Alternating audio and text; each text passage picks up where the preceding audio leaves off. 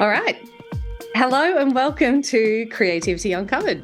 My name is Abby Gatling and I'm on a journey to uncover how everyday people find inspiration, get inventive and open their imaginations so they can deliver creative results at home, work, play and everything in between. And basically my goal for this podcast is that by the end of it, you'll be armed with a whole suite of tried and tested ways to summon creativity the next time that you need it. Now, today I'm speaking to Mel Jay, who is an ex-financial planning product manager and now a professional declutterer, content creator, and a podcast host. I came across Mel when I listened to an episode of her podcast about the unexpected benefits of decluttering, and I'm so intrigued to find out more. Welcome, Mel. Thanks, Abby, for having me on. I'm really excited. It's been a while since I've done a podcast, so I'm really excited to get back into it and have a chat with you. Oh, well, I'm absolutely pleased that you've chosen to do it on my show. So, Mel, I sort of kind of mentioned it a little bit before, but I'm really curious because I've never met a professional declutterer before. My only frame of reference is Marie Kondo. But you have a decluttering coaching business called Simply Mel, where you coach people on how to declutter so they can have more time and space to spend with their families and do the things that they love. So tell me, how did you get into that? And how did you get into decluttering? And how did you get into decluttering coaching specifically? Well, it came by chance. So I was at home on maternity leave with my second child, and there was just basically a lot of crap around. You know, once you have a child and then once you have two children, you accumulate so much stuff. And I have to admit, my second child was a girl. I had a boy the first time. And so, you know, I wanted some girl stuff, and then you buy new toys and you just end up surrounded by so much stuff. And also I discovered the secondhand economy. So I was on Facebook trying to sell some things, but I actually ended up buying more than I sold. Yes, guilty. I jumped on the pages. Yeah, which is not what I recommend to clients. But so I just decided to, you know, declutter my house. And my friend recommended I read Marie Kondo's book, The Life-Changing Magic of Tidying Up. Oh. I did, and I couldn't put it down. I read it in probably 1.5 evenings. I was just, you know, so I just resonated with what she said, and it motivated me and spurred me on. So, you know, the very next week I started decluttering, and I'd also been watching a few YouTube mums on my maternity leave, and you know, creativity is something. You know, I think it's always been a part of me, and I think because my job in corporate is not what you would call terribly creative or artsy, I wasn't really getting that sort of fulfillment from that, you know, from that part of my life. So I thought, well, I could probably make a video and put it up. So I just filmed myself decluttering things and giving little decluttering tips, and basically it just snowballed from there. I'd say I'm not a professional organizer, like I'm not, you know, certified or anything like that. But I guess it comes from my experience. And so I started off helping a few friends and a few school mums. And then during COVID, I was doing a few virtual sessions. I don't sort of drive around to people's houses and organise. I did that for a few friends, but, you know, I'm a busy mum and that sort of thing. So right now it's more on the content creation side. So I love creating content to motivate and inspire people to declutter and to give them tips and that sort of thing. I'm obsessed with decluttering, and luckily because I've got a non-minimalist husband and 2 children, I always have plenty of content because I'm always decluttering and tidying up after them. They're keeping you in business, are they? They are. They're giving me plenty of content. So my husband thinks he's actually doing me a favour. Yeah. Oh my gosh. And so then, I mean, it's wildly different from being a product manager. Are there any transferable skills? Financial services. Yeah. Oh, I guess I'd say I come from a sort of a role where, you know, you have to have really good attention to detail. You know, there's a lot of data and compliance. I'm making it sound so sexy and exciting, aren't I? Wow. I'm a detailed and task-oriented person, though, so it was the sort of job that suited me to a T. Yep. And I just decided to take a step back a few years ago. So I've been in corporate for almost 20 years. And then after I had my second child, I went back to work for a year. And then I decided, hey, I actually want to spend more time with my daughter. And, I'm very fortunate that I could do that my husband has a well-paying job and I could do that. And I was also doing some freelance work, just, using my digital skills from what I'd learned from doing YouTube and things like that. But I'm very fortunate I could do that. But yeah, I think the transferable skills would be you've got to be quite organized, planning skills, strategizing. So you need to make a plan to, if you've got a big job, a big project, whether it's decluttering or, a corporate project, in your office, you do have to, figure out what do I know, what don't I know, do some research, do some planning, plan your action steps and then implement. So that's a transferable skill, and attention to detail Yeah. as well. So I've always been a very detailed person. Yeah, cool. And so what does decluttering have to do with helping people spend more time with their families? What's the link there? Well, I think people spend so much time. Well, there's a couple of things. When we get into, we start earning more, you get that lifestyle creep and you start buying more stuff.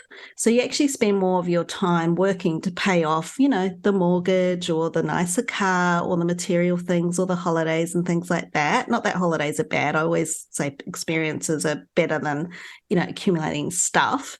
Yeah. So that's one side of it. But the other side is if you've got a smaller house and less stuff to maintain, you've just got more free time.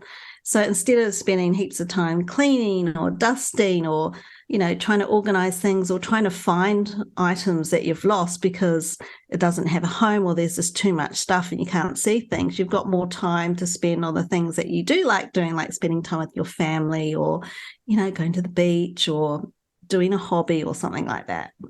Yeah, absolutely. And so you sort of mentioned creativity before, and when we spoke the last time, you said that you're having your business, so your decluttering coaching business, has helped you find yourself and also spend more time with your family. Tell us about that. Like, how I feel like as a business owner, I have less time than the average person, but you managed to find more time. Like, what's your secret? I think I've just gotten better at segmenting things. And I have to say, because both my kids are in school now, once both of them are in school, it does get a little bit easier and they're a bit more self-sufficient. You don't have to, bath them every night. You just say, go take a shower. So that side of it gets easier. But I think partly the coaching. So I discovered a skill that I didn't necessarily, use before. And I discovered, I guess, in a way, in my corporate job, I did mentor some younger staff members. I've had staff reporting to me before. So in that way, you're teaching people things, showing them how to do a job, or you're mentoring in some sort of way. But, never in, sort of a formal capacity, formal relationship. And so when you're coaching someone, whether it's even just, coaching my dad, for example, I went and decluttered my parents' kitchen with them because my mum reckons dad's a hoarder. But I think there's scales of hoarding. I think we've all got a little bit of hoarder in us. But, even just coaching my dad, it's a skill. And I just discovered I like teaching. I like sharing information with people. And then that comes into the content creation, because really a lot of my content is quite informative, or I'm trying to demonstrate what I'm doing or explain what I'm doing, or just show people by, filming myself, on a time lapse, just cluttering a room. And then, there might be a voiceover explaining what I'm doing, or I might just do a straight tips video, things like that. And then even, post on social media. It's basically trying to share information with people to empower them to, get more order in their lives so that they've got more time for themselves. Yeah, absolutely. And content creation, I feel, can be very stressful because, there's this constant pressure to keep creating new content that is interesting and engaging, and, and even having the skills to be able to do that, as well as the confidence to be on camera to do that. Yeah, how do you find that pressure, and how do you continually come up with new ideas for your videos and for your podcast episodes and yeah, your YouTube channel and all that sort of stuff? Well, I actually took a break. So during, when everything locked down and COVID, everyone was at home, and I've been on YouTube for about 3 years by that point. And I found it hard to film around my family. My husband doesn't like to be on camera at all. And I'm very cautious about how much of my kids that I'll show just for their own privacy. I don't use their real names, for example. I use nicknames when I refer to them and things like that. So safeguarding their privacy, but then also I had another priority. I had to remote school my son and keep my daughter occupied. She was in preschool at the time. So I actually took a step back. And also after doing YouTube for a few years, and I think too, trying to turn it into a business, sometimes that can put even more pressure on you when you've got pressure to monetize it. And it's not as much fun anymore. So I took a long break, a 3-year break, in fact, and I've only just started getting back into video now. I was doing the podcast, though, at the time, so I kind of swapped something, out the video out for podcasting because I needed to be doing something. But podcasting was easy. I could do it in a dark room at night, no makeup on, when my kids were asleep. So it was a lot. So I think you've got to work with, one, your bandwidth. So, if you've got a job, whether it's part-time, full-time, or you've got family, you've got to think what's realistic for you. And it's got to be something that you love doing and love talking about. So if you hate being on camera, then doing video content is probably not for you. Whereas if you like, writing, you might be better at blogging, or if you like chatting to people, podcasts would be fine. You don't necessarily need to show your face. And on Instagram, you don't need to necessarily show your face either on video. There's ways to do videos. So it's got to be a topic that you love. It's got to be sustainable. Otherwise, you won't keep it up. There's no point creating stuff on a topic that, you're not that passionate about. It's got to be something that you're curious about. I'm always reading, articles and books and, watching documentaries or YouTube videos and watching other people declutter, because that motivates and inspires me as well. And there's always, new things you can learn or new ways of creating content that you can learn. So that sort of thing is interesting to me. So those are the key things. And if you need to take a break, take a break. For me, it's easy to get caught up in subscriber numbers. So I think I got to about, a very small channel. I only got up to about 2,000 subscribers, and it went down a bit when I had a break. And I know that when I start publishing videos again, it's probably going to go down again, because people will realize, I'm still subscribed to this person, not really interested, unsubscribe, but then I'll get new people in as well. And I've learned it's not the quantity of, who's following you, it's the quality of the people. So those people who are really into your content and engaging.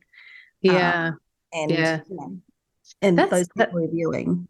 Yeah, absolutely. That's something I've heard a few times, is that when people doing content creation for social media, then it's so easy to focus just on the numbers and seeing that follower rate go up, the subscriber rate go up.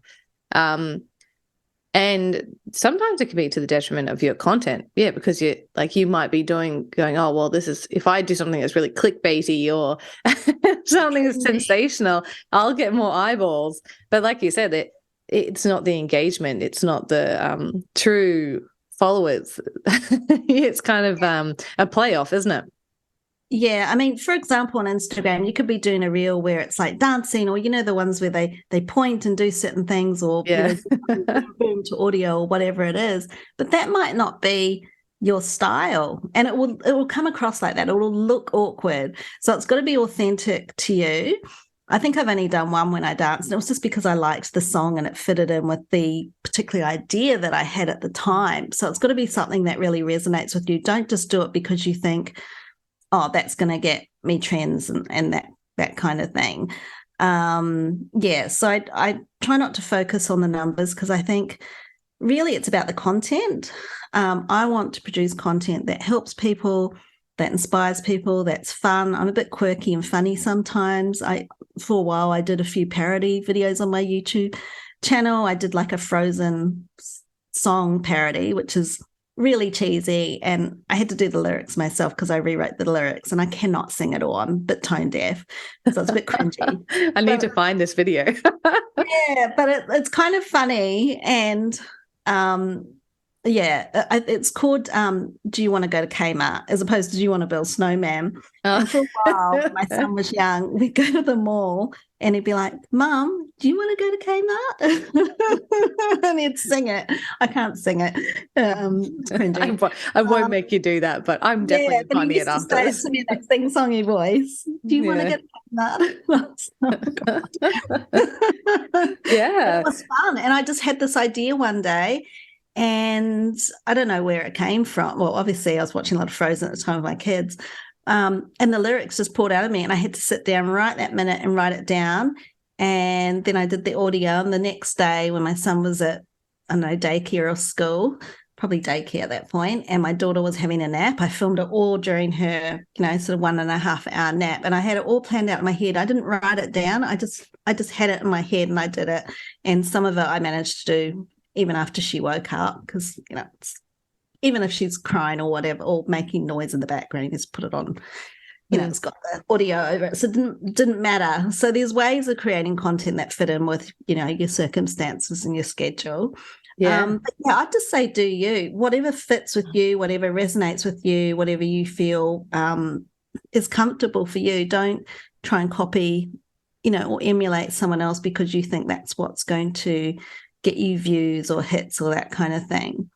But in terms of keeping, getting the ideas fresh and things, that's why I needed to take a break, I think, because I was forcing the ideas. I'd done so many decluttering videos. And in a way, I was getting caught up a bit in the view metrics, thinking, no one's watching them. What am I doing this for? But right now, for me, I think, it doesn't matter if I put out a video after 3 years and I only get 1 or 2 views. I'm doing it to satisfy myself, and it could help people. You don't know how many people are actually watching, even if you don't get comment. I don't comment on a lot of people's stuff, even if I really like it. And sometimes I even forget to thumbs up or whatever it is. So you really never know how many people you're impacting. I've had a couple of mums at school come up to me and said, oh, I saw you did such and such on your Instagram. I think it was a grocery haul that I did a couple of years ago. I was like, I didn't realize anyone had actually seen that. She's like, oh, that's really good. It's inspired me to go and plan some meals. But, that's just because she happened to see me, but she never comments, on Instagram. So that's interesting feedback, isn't it? Impacts that you don't necessarily see. So you can't get too up in your head about, oh, no one's watching this, or, it's got to be something that's satisfying to you. Yeah. Wow. That's cool. I love that. I love the having the freedom of your own business gives you the opportunity to explore and flex these muscles, which you may not have had the opportunity to in the past. And your idea creation and learning the video skills and the editing skills, that's really cool. And so I mentioned sort of at the beginning, I kind of came across you because of this episode that of your podcast I listened to about the unexpected benefits of decluttering, and how that's led you down a whole new creative path. Tell me a little bit about that. How did decluttering itself make you feel more creative? Well, I think it also stems from me being a person that kind of needs order around me to function. So if I go to sit down to work, my desk is messy, I'm like, oh, it's so distracting. I just want to clear space. I don't like mess around. And it's like I say to my kid, my husband, if you're cooking one night and then you don't clean up the kitchen, I'm not inspired to make breakfast the next day because there's all this mess around. I like to clean to start with. Some people aren't like that, and they can, get on with it. But I need, order in my life. Yes. But also I saw that the content I was creating was helping people, and I didn't really intend to, go to people's houses or even start coaching people. But I had a couple of mums come up to me at school and say, oh, I need to declutter. Do you offer that kind of service? And I'm like, well, not really, but I can come around and help you. And they paid me for it. Nice. So, and I knew it was a thing. Yeah. So, I mean, I enjoy it. I think I enjoy the content creation more, and I enjoy the business side of things. And, I did some freelance social media stuff for people. I've done video editing for people. So I think, in terms of actual services, rather than go around and declutter people's houses, I'm more interested in teaching people. Yeah. And then also helping people, other content creators as well. That's something that, I'll be exploring this year as well further. How can I help other people? Might not necessarily be through the same channel, but it might be through other ways, just on social media, inspiring people or having chats to people if they want to, chat to me and engage. Yeah. But I wrote down some ideas on how I get my ideas. Oh, yes. And this is a thing. I took my journal to the coffee shop after I dropped the kids off. And that's one thing. I worked with a coach called Carly Marie, and she always used to say scribbles before scrolls. So before you pick up your phone and start scrolling, pick up a pen and paper. And you don't need to journal 5 pages of stuff. It could just be one thought. Just get the thoughts out of your head first thing in the morning before you let all the external stuff get into your head. Yeah. And that's where the ideas may came from. It just might be a random thought, and that might turn into an Instagram post or an idea for a video, or an idea for, a digital product or whatever it is that you want to create. Yeah.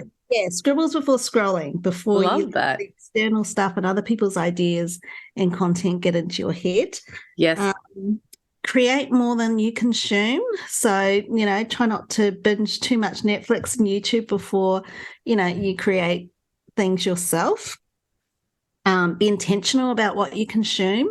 So I actually don't watch a lot of TV shows. Everyone's talking about Bridgerton and Queen Charlotte and Stranger Things. I haven't watched any of them because I am a binger. I have no limit. So if I start watching TV night, I'll be up till 4 a.m. because I'll be like, just one more. Oh, wow. Actually watch movies because they have a start and a finish. Yeah. But I watch a lot of stuff on YouTube, and it's more, people decluttering, or it might be learning how to do something new in my business. And I read, but it's more nonfiction books. It might be something I'm interested in, learning more about in terms of growing my skills, that kind of thing. Get plenty of sleep. If you're tired, you're not going to be creative. You're just going to be, surviving the day. Really, you're not going to be thriving. Write down all your ideas immediately. I have learned this the hard way, where I've had a great idea and I'm just out walking the dog or whatever.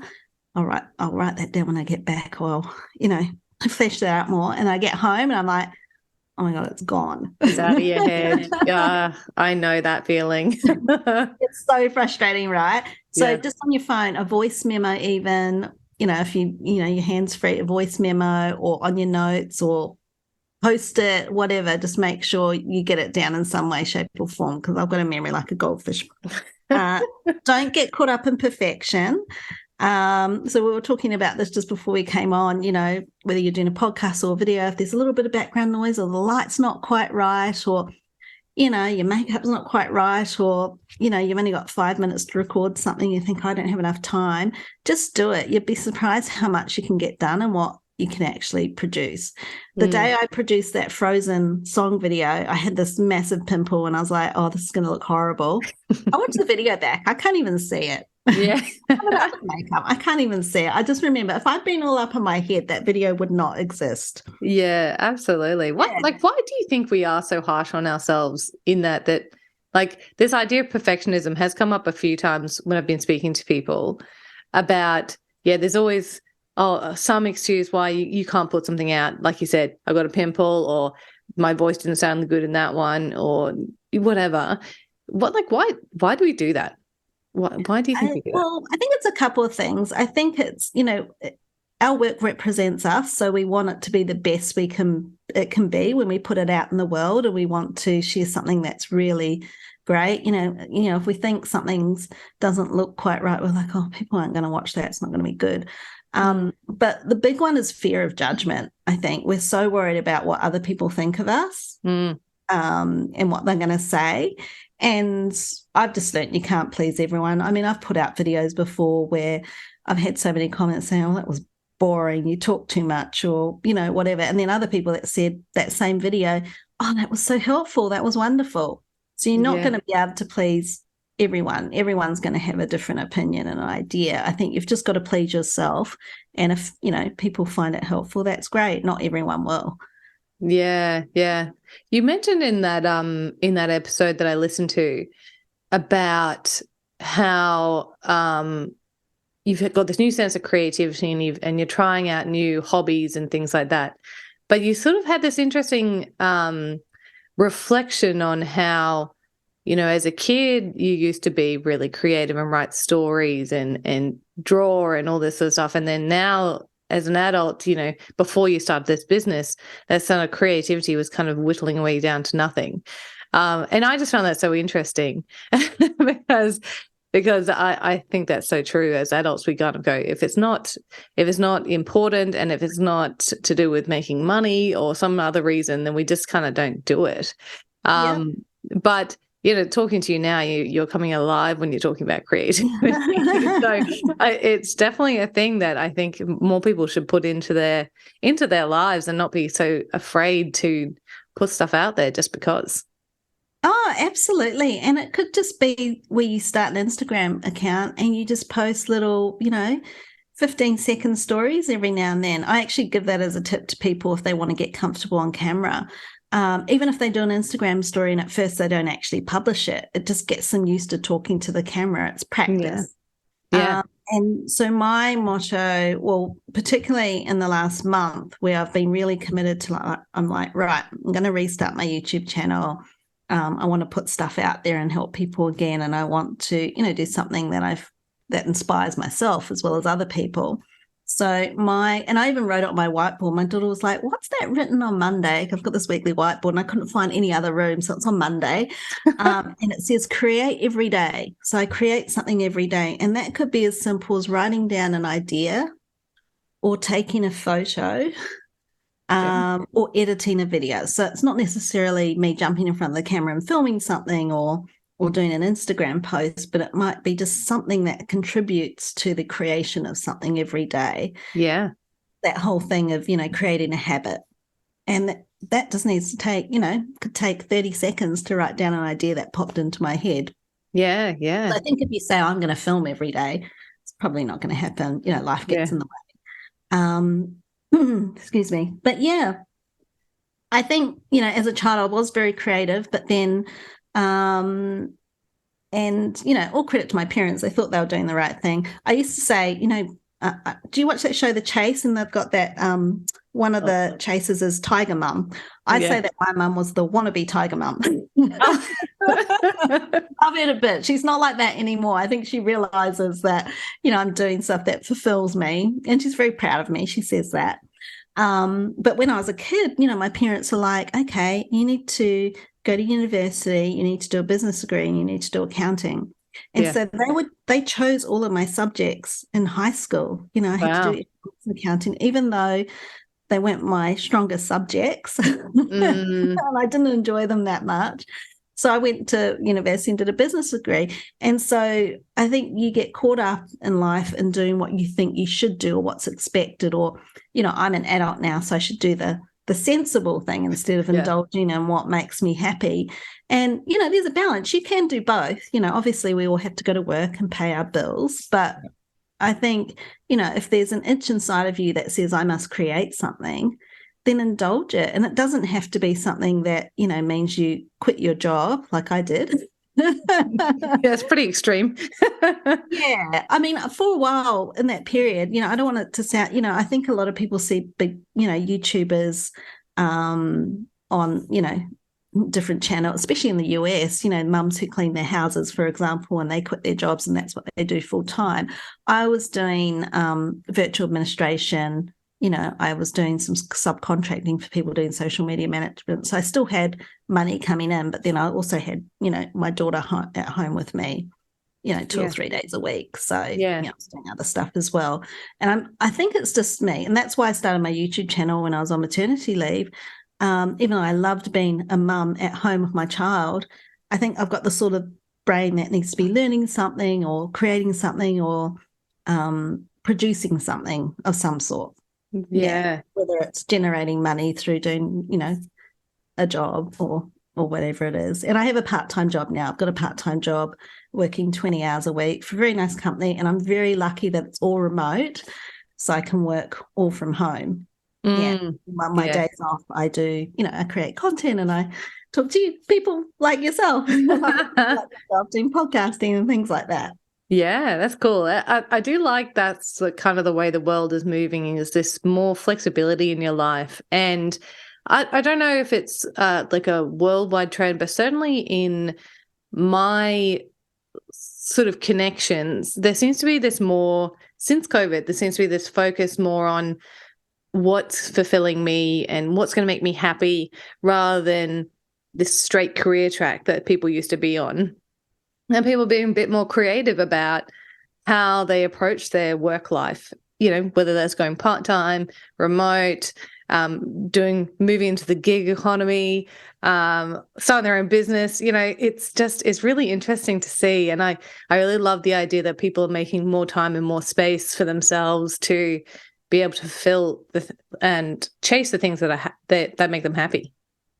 Yeah, absolutely. And that's why I say to people, beware of lifestyle creep. So when you get a pay rise, don't think, oh, I'm going to go out and buy a really fancy car now, or, maybe the car you've still got is good enough, because I think that's when people lock themselves into this lifestyle that they may get to a point and they're not happy with all the amount of time they're spending working in their job, or they may not enjoy that particular job anymore. And then they feel kind of stuck because, they're paying for things that they need to keep paying for. They've made these financial commitments. So I always say beware of lifestyle creep. Yeah. But, I live in Sydney. We've got a mortgage that is, increasing at the moment because of the interest rate rises.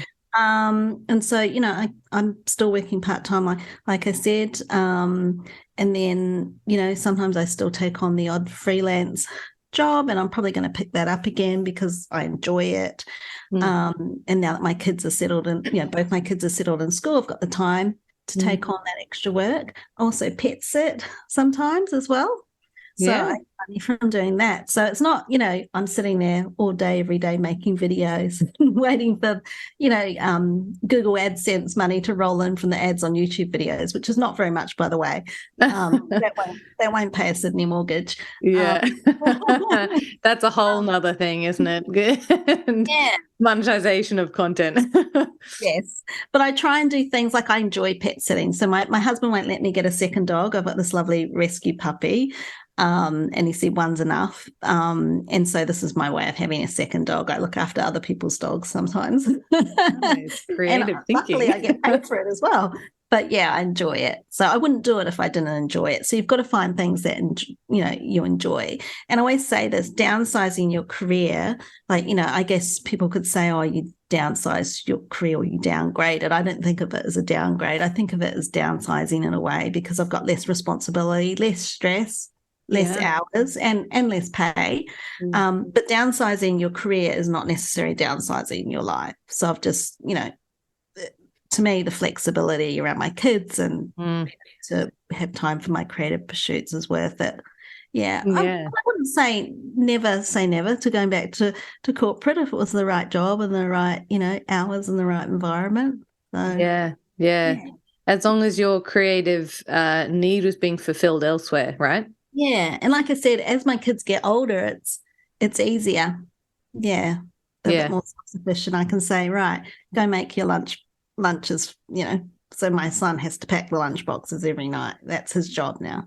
Yeah. Oh, okay. So you're getting time back elsewhere where, that's interesting. So I like that. There's sort of like this continuum, isn't it? It's ever changing of where's this balance of work, life, play, and where you can slot in creativity throughout it. If you're not necessarily getting it from your full-time, main job, where else can you get it in your life? That's cool. Absolutely.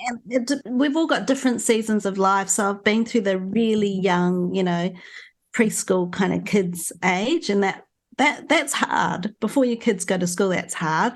But then even as they start going to school, there's other challenges. So, at the moment, my son's got a big assignment due on Friday that has been been a little painful, but we're getting through it. So there's homework and things like that. And then they've got different emotional needs as they grow up. So there's different seasons of life, but he doesn't need me to sit down and, spoon feed him and that kind of things. And, my daughter she's 7. She's just started being able to run her own. I trust her to run her own bath now without me needing to test the water. Like she knows what to do and that kind of thing. She's careful. So there's other things that kind of changes slightly. But yeah, as they get older, it gets a bit easier because they're not as dependent on you for the basic stuff. And, I've got a colleague that I used to work with in corporate. He retired a couple of years ago, and I've heard that he sits at home and writes screenplays now in his free time. Oh, cool. Yeah, so it's another season of life, Yeah. Well, I hope that people don't have to wait till retirement to refine their creative outlet again.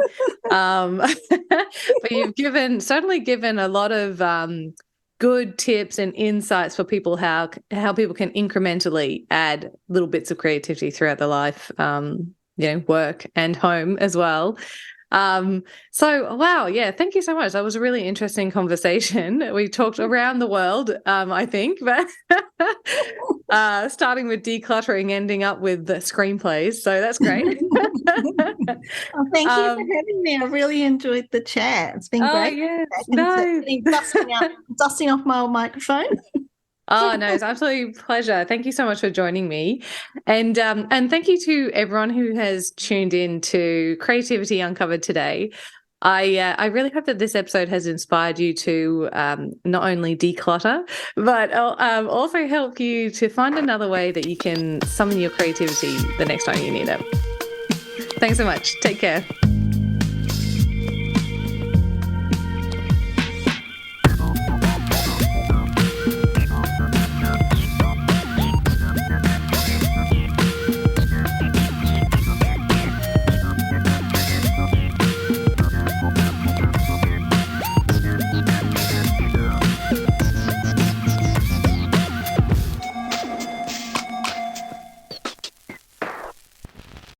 If you've made it this far, a huge thank you for your support and tuning into today's episode. Creativity Uncovered has been lovingly recorded on the land of the Cubby people, and we pay our respect to elders past, present, and emerging. This podcast has been produced by my amazing team here at Crisp Communications, and the music you just heard was composed by James Gatling. If you liked this episode, please do share it around and help us on our mission to unlock more creativity in this world. You can also hit subscribe so you don't miss out on any new episode releases.